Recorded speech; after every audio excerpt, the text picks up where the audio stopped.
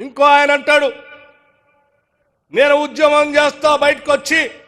ఏం ఉద్యమం చేసేది? 10 ఏళ్ల పాటు ₹1,00,000 రుణమాఫీ చేస్తా అని చెప్పి 2014-18 నుంచి 4 దఫాలుగా ఇన్స్టాల్మెంట్లో చేస్తే ఆ డబ్బులు వడ్డీకే సరిపోలే.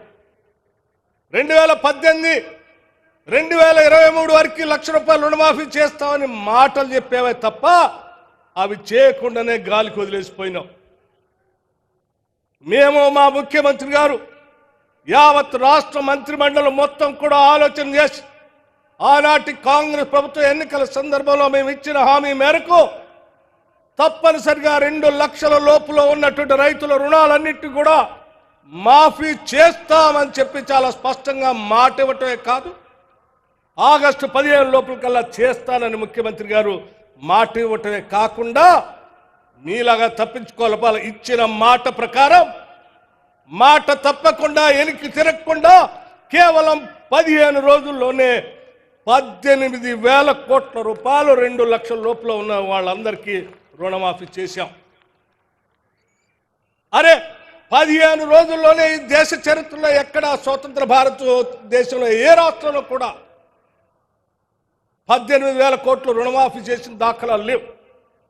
మరి మీరు 8 లక్షల కోట్ల రూపాయల అప్పుల భారాన్ని మా మీద వేస్తే కూడా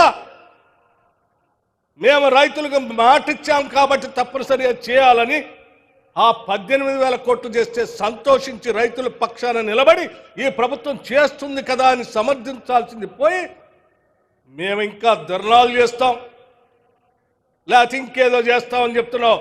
నువ్వు ధర్నాలు చేయటానికో లేకపోతే ఇంకోటి చేయటానికి రాష్ట్ర ప్రభుత్వం చూస్తూ ఊరుకోవటానికి సిద్ధంగా లేదు.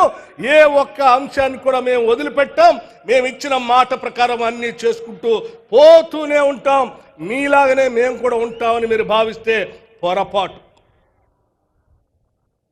18,000 కోట్ల రూపాయలు ఇచ్చిన తర్వాత కొద్ది మందికి రేషన్ కార్డు లేకనో ఆధార్ కార్డు తప్పిపోయో లేకపోతే బ్యాంక్ అకౌంట్ తప్పిదం వల్ల వాటి వల్ల కొద్దిమంది ఆగిపోతే ఇయ్యలేదు, మీరు మాట తప్పారు, మీ మీద ఉద్యమం చేస్తా ఉన్నారు. ఎందుకు చేస్తావయ్యా?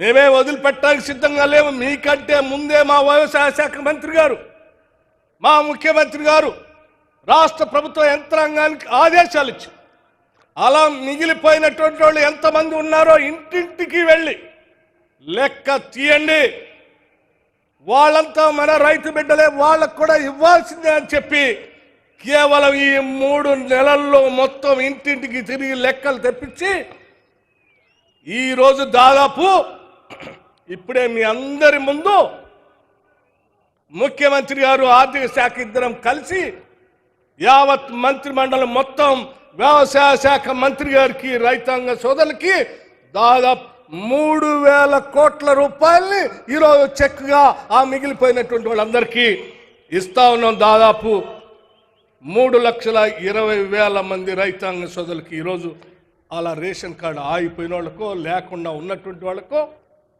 సంఖ్య తెలియనటువంటి వాళ్ళకు సరిచేసి ఈరోజు మళ్ళీ ఇస్తా ఉన్నాం. సంవత్సరం కాకముందే ఇన్ని 1,000 కోట్లు రైతుల కోసం మేము వెచ్చించి ముందుకు పోతా ఉంటే మీరేం ఏడుస్తా ఉన్నారు, ఇక్కడ రైతులేమో పండగ చేసుకుంటూ ఉన్నారు. ఇది రాష్ట్రానికి ఉన్నటువంటి నిదర్శనం.